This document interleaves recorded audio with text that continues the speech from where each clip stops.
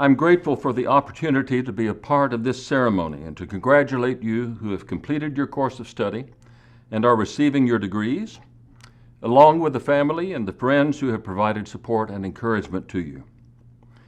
Graduation speeches, I believe, are a tradition honoring the assumption that college students should not be released into the world until they're properly sedated.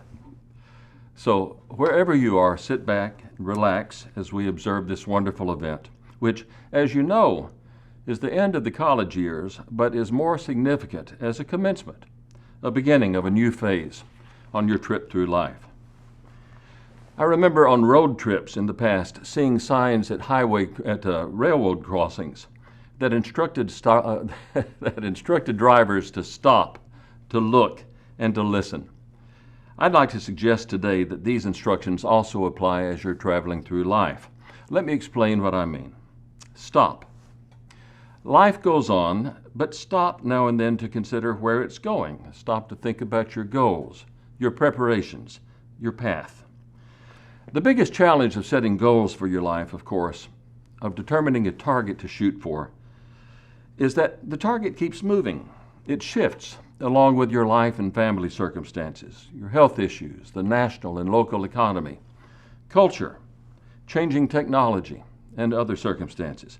I suspect that most of you for the next 2 or 3 years will be doing pretty much what you expect to do, what you've trained for.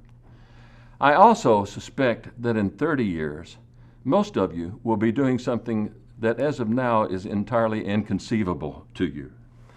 That's why it's important at times to stop. Consider where you are, where you might be, and where you would like to be. Don't be dragged unwillingly and unprepared into the future. Find your path and follow it. I don't know if you've ever heard this advice. To be sure of hitting your target, shoot first, and then call whatever you hit the target. Okay, I don't really recommend this, although this method might be useful in some applications. You're thinking about getting in this club or this club or this club, and you finally wind up in this club, so you call home and say, "Mom, that was exactly the club I wanted to get into." Well, that's okay.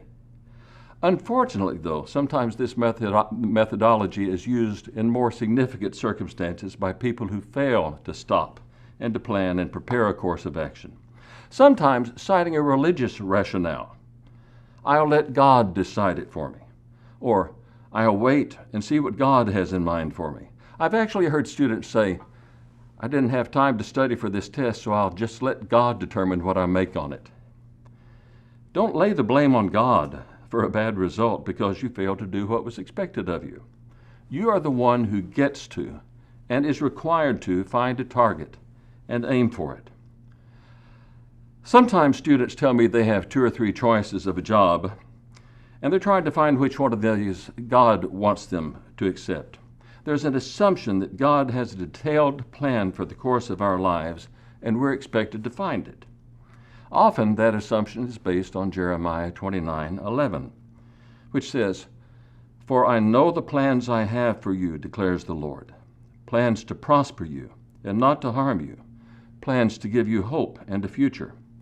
Some apply this verse to individuals, believing that God directs all circumstances of our lives. I'm reluctant to accept that interpretation. The passage was written to assure Jewish leaders that God's intent was for them to be released from captivity and to return to Jerusalem. It might be comforting to accept it as an assurance that wherever we are in life, God has put us there. But I suggest that's making use of the promise that was never intended. Of course, I could be wrong. I'm reminded of the old question, if a man is alone in the forest and he speaks and there's no woman there to listen to him, is he still wrong? Probably. If God has not predetermined your complete path of life in advance, how do you know that you're making the right decisions about your plans? And that leads us to this point. I've suggested that God may not have a specific plan for your life, your mate, your location, your job. But he does have a plan for you. It is this, that you be his person. God's will for you is that you be his. There's an old hymn that we don't sing much anymore, Prince of Peace, control my will. One of the lines says, may thy will, not mine, be done. May thy will and mine be one. If we can train and shape our will and desires to be congruent with God's will, then we're free to do what we want to do, to follow our will. Do you remember Soft Lit? That's been a number of years for me certainly. But I do remember this passage in chapter 27 of Dante's Purgatorio from the Divine Comedy, when Virgil had completed the 7 rounds of purgatory, going through struggles, suffering, finally enduring a purging of his sinful desire. He is released into the earthly paradise, where Virgil's last words to him are, you are now responsible only to yourself. Lord of yourself, I crown and mitre you. In other words, you may do whatever you wish to do. Why is this? Because all of Dante's wishes were good wishes. All of his desires were good desires, having been purged of his sinful nature. I don't know of anyone who has perfectly reached that state in this life, and you won't reach it either. But the more you train yourself to know, to follow, to internalize the goodness of God, the more you'll be rewarded with happiness, with integrity, with freedom, and the more you'll realize that the life you are living is the one that God has chosen for you. So as you travel through life, stop and determine whether your will and God's will are becoming more connected.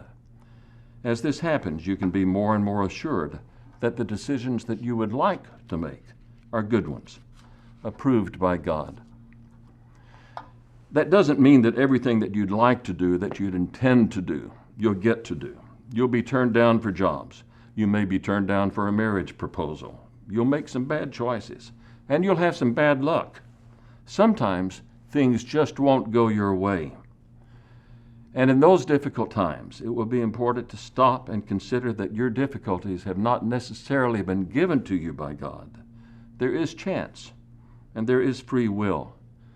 But remember this, wherever you are, though it's not necessarily where God put you, it is where God finds you and makes a promise to you. And this promise does apply to every one of us, that in all things God will work for the good of those who love him, who have been called according to his purpose. Wherever you are, even in bad circumstances, God can work with you to bring a good outcome. That's worth remembering. Another important instruction, to look. Look at the people and places around you. Explore, travel, learn, not just to check off countries and experiences from your list, but to understand how other people and other cultures see the world. I've been able to travel to over 40 countries with Harding students. We have had great experiences, and I love watching people discover things. Believe it or not, some places do things differently than we do here in the States. Freshmen sometimes respond to these differences by laughing and saying, why do they do it that way? Don't they know how to? And you can complete that sentence. Don't they know how to line up, how to drive, how to smile, how to talk, how to bargain, how to speak English, how to throw away their trash, how to pray, how to park, how to use an umbrella, and on and on. I remember one man who went with us on the chorus campaign to Europe a number of years ago.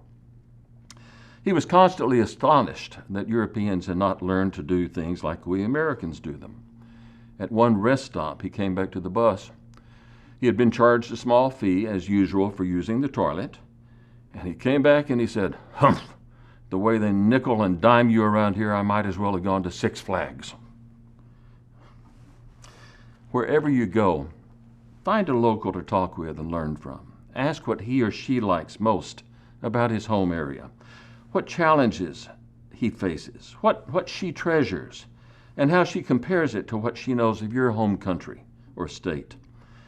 Do that also with people from other cultures and other backgrounds in your own country, in your own county. The more you learn about other people, whether they be nearby or distant, the more you'll know about humans, God's highest creation, and the more equipped you'll be able to understand, communicate with, and serve these people. Look at the humor. As we said before, sometimes you're going to find yourself in a bad situation in this country or another. You may lose your passport. You may lose your job. You may keep your job but have a nasty boss and unpleasant coworkers. You may be on a really tight budget. You may be totally broke. I've known people in all of these circumstances. Some of them respond by complaining about everything, and others respond by saying, "This too will pass."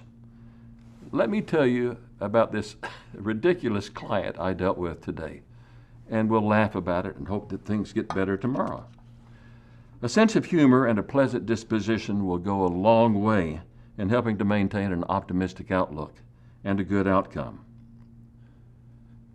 Learn to laugh at yourself. You will make mistakes. Laugh at them. Don't try to justify your decisions to blame someone else. Look at yourself. You've done some pretty dumb things, and you'll do more. I've done some pretty dumb things, and I'll do more. Look for the joy. These are the good old days. All of your days are the good old days, whether you're leaving college, getting your first job, getting married, starting a family, raising teenagers, working through relationships, getting older, retiring. These are the good old days. Enjoy your life. If you have a hard time doing that, find joyful people to associate with and see if it rubs off. Hang around people who smile, not people who gripe. One of the most important lessons to learn is that complaining and finding faults in other people is one of the easiest things to do and the least productive. Look for the joy. Finally, listen. Listen to all opinions and sources without prejudice. We deal with a lot of issues in life, and we won't be experts in everything. Part of our college experience is to alert us to how little we do know. I don't think it's necessary to have a total understanding of theology, economics, medicine, politics, sociology, history, science, and international relations in order to be a contributing member of society. But those of us who speak out or make decisions in these areas have a responsibility to search for truth rather than anecdotes, hearsay, and propaganda. So listen to a variety of sources without prejudging. Don't accept labels as facts or absolutes. If you're told that a person or an idea or an institution is conservative, liberal, socialist, traditionalist, reactionary, radical, Luddite, don't let that term determine your opinion. Remember that the Jerusalem church was conservative, radical, traditional, and socialist, and that good parenting is often tyrannical, innovative, old-fashioned, and unpredictable. Adjectives can be useful, but they're not absolutes. Labels are not so helpful. Try to see past them. You'll find truth in unexpected places. You have something to offer everyone you meet, and the first component of that offering is dealing with them with a maximum of respect and a minimum of prejudgment, no matter what label someone may have applied to them. Listen. Listen to your friends. Listen to what they say about you. Sometimes they know you better than you know yourself. And choose your friends from different sources. We live in a polarized society, as you know. Sometimes I think I can look at the bumper stickers on a person's car and tell you about that person's views regarding parenting, medicine, immigration, the death penalty, foreign incursions, the judicial system, and biblical exegesis. It's awfully tempting just to hang out with those that share our bumper stickers, that watch our TV channels, that belong to our Facebook groups, that go to our church. But don't settle for this. The more diversity in your friendly discussions, the more you'll understand.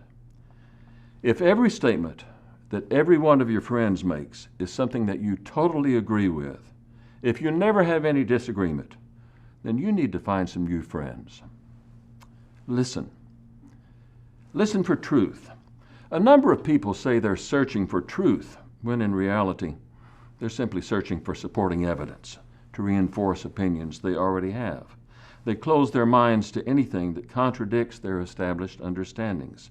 If necessary, they turn to trusted resources to find further support. Francis Bacon lived 400 years ago and is usually credited with developing the scientific method. He encouraged any researcher to begin with an open mind. If a man will begin with certainties, he shall end in doubts, Bacon said. But if he will be content to begin with doubts, he shall end in certainties. That applies to more than scientific inquiry. It is the open mind, searching for all evidence and information, that is most likely to discover truth. And it's truth that we need in order to negotiate life's journey and to function most effectively as God's servants and ambassadors. Okay, we've made it through stop, look, and listen. Aren't you glad that we didn't choose a different highway sign? Maybe one that says bridge surface freezes before roadway, or do not proceed if the road is underwater.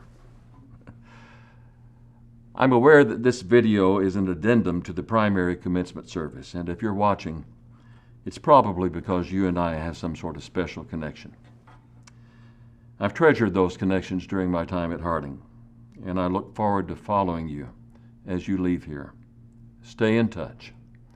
Remember to stop, look, and listen, and have a wonderful trip. Thank you.